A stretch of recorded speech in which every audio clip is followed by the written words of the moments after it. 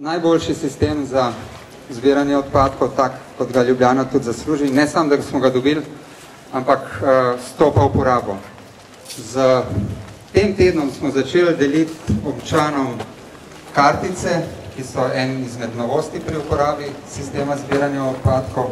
Za 1. septembrom pa bo dejansko postal operativen in potem bomo cel september ohranili še ta star sistem z zabojniki nadzemnimi. In s 1. oktobri bo moja najhujša mora, odkar sem direktor javnega podjetja Snaga zginila, ker odkar sem tukaj, vsaj enkrat tedensko je bila zahteva, ne že umaknem te zabojnike iz centra Ljubljane.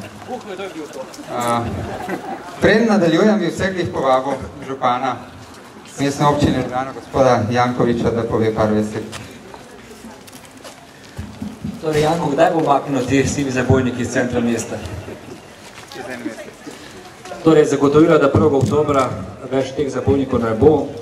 To je v skladu s projektom, ki ga dela profesor Koželj s svojimi sodelavci pri ureditve starega mestnega jedra, ki mora postati res tako mestno jedro, ki bo za vzgled vsem, ne samo v Sloveniji, ampak še malo širje.